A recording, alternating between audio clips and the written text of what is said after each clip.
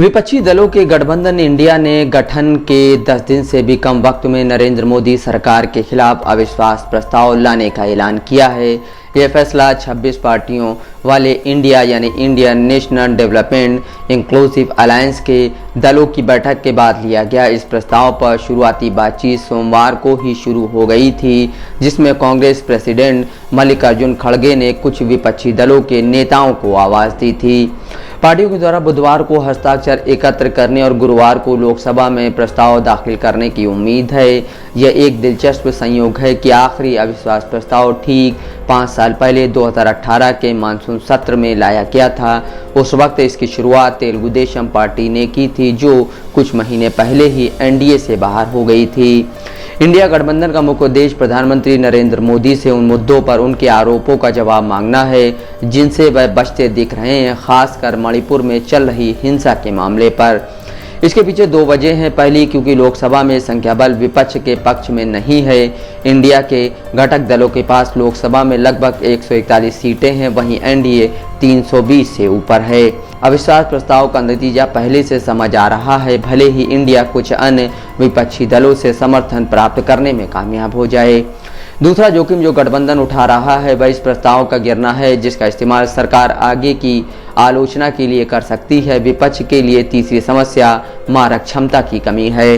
लोकसभा के अंदर विपक्षी दलों में मारक क्षमता की भी गंभीर कमी है। मल्लिकार्जुन खड़गे और पी चिदम्बरम जैसे टॉप कांग्रेस लीडर राज्यसभा में हैं। राहुल गांधी को अयोग्य घोषित कर दिया गया है और निचले सदन में कांग्रेस के नेता अधीर रंजन चौधरी के द्वारा गलतियां किए जाने का खतरा है। सीनियर नेताओं में जेडीयू के लल्लन सिंह, एनसीपी की सुप्रिया सुले और कांग्रेस के मनीष तिवारी हिंदी में अच्छे वक्ता हैं।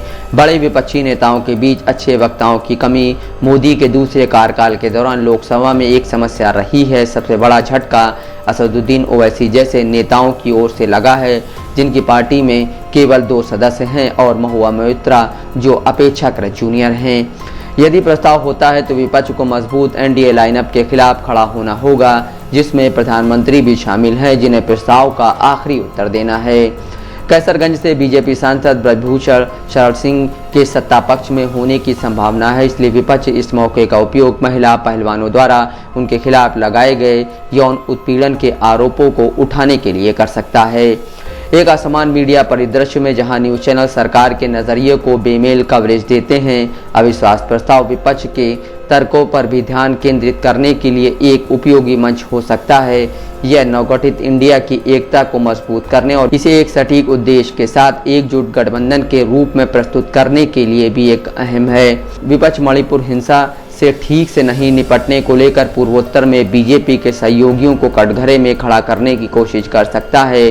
सबसे ज़्यादा फोकस मिजो नेशनल फ्रंट पर होगा, जिसका लोकसभा में एक सांसद है। मणिपुर में हमलों का सामना कर रहे कुकी जो समुदाय के प्रति मिजोरम में काफ़ी सहानुभूति है। प्रस्ताव में सरकार के पक्ष में मतदान करने से एमएनएफ को घरेलू नुकसान हो सकता है।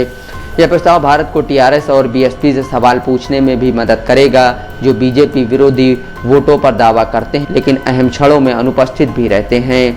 बीजेपी अपनी तरफ से इस प्रस्ताव को नवगठित विपक्षी गठबंधन में दरार पैदा करने के मौके के रूप में उपयोग करने की कोशिश कर सकती है।